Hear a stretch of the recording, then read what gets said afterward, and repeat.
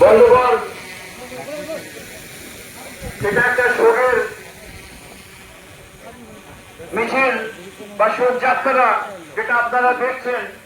এবার একটা মনে প্রশ্ন আসতেই পারে, এই শোকযাত্রাটা এই আমাদের লালবাগে বা ভারতে কিসের জন্য করা হচ্ছে?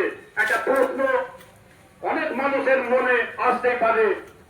তার আপনাদেরকে ওই প্রশ্নের আগে একটা উত্তর দিই। আপনারা সকলে জানেন,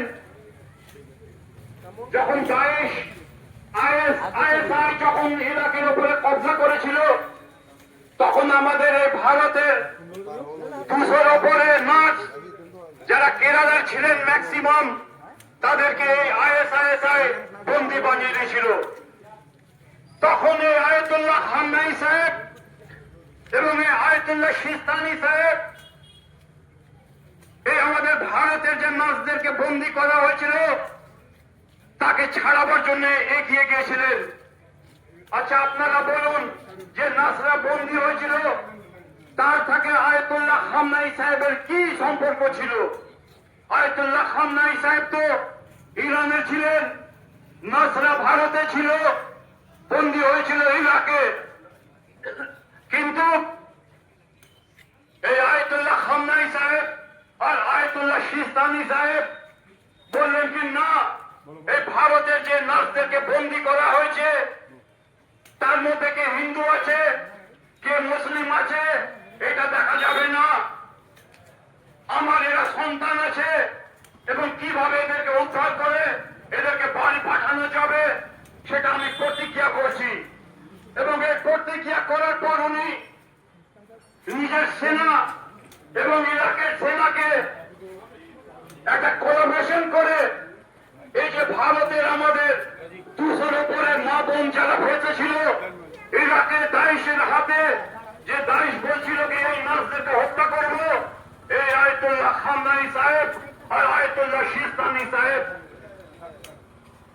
নিজের মধ্যে থাকে নিজের কান্ট্রির সেনাকে, তার মধ্যে একজনের সেনার যে প্রধান ছিল তার নাম হচ্ছে আবু জার ইসরাইল, তাকে পাঠানো হয়েছিল।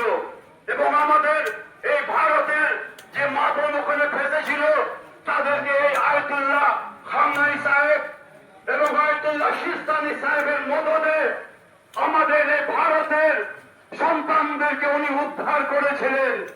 উনি শুধু উদ্ধার করেছিলেন না, উদ্ধার করে নিজের দেশ এই ভারতে উনি পাঠিয়েছিলেন। এই হলেন আয়াতুল্লাহ খামনাই সাহেব, এই হলেন আয়াতুল্লাহ সিস্তানি সাহেব। ওনারা একটা জিনিস জানেন, যদি কোন জায়গাতে অন্যায় হয় তাহলে অন্যায়ের বিরুদ্ধে সবসময় দাঁড়ানো উচিত।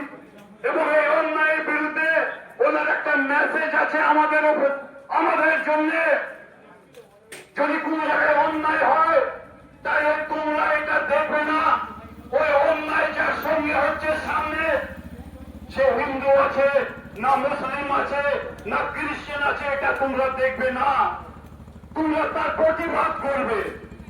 আর এই প্রতিবাদ আয়াতুল্লাহ খামনাই সাহেব করে দায়েশের হাত থেকে আমাদের ভারতের 200-র উপরে নার্সদেরকে ওখান থেকে ছাড়িয়ে তাদেরকে তাদের দেশ তাদের বাড়ি পাঠিয়েছিলেন।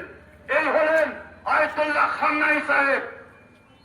আজকে যে ওনাকে হত্যা করা হয়েছে, এই হত্যাটা ওনার জন্য বা ওনার দেশের জন্য করা হয়নি। উনি আওয়াজ তুলেছিলেন যে ছোট ছোট শিশুদেরকে ফিলিস্তিনে গাজাতে ডেইলি যে হাজার হাজার শিশুকে হত্যা করা হচ্ছে তার বিরুদ্ধে উনি আওয়াজ তুলেছিলেন এবং উনি বলেছিলেন, আমি জানি আমার প্রাণের আমার কাছে কোন দাম নেই, এটা একটা হাড় আছে একটা মাংস আছে, একদিন মাটিতে যাবে।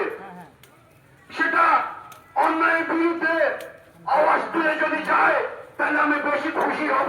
আর তাই হলো কালকে উনি উদ্ধার করে এই ভারতে পাঠিয়েছিলেন। এই হলেন আয়াতুল্লাহ খামনাই সাহেব। তাই আজকে আমরা ভারতীয় হবার নাতাতে আজকে এই শোক যাত্রা বের করেছি। ওনার একটা বড় অবদান আছে আমাদের ভারতের জন্য। আইএসআই এর হাত থেকে আমাদের 200 মা বোনদেরকে উনি বের করে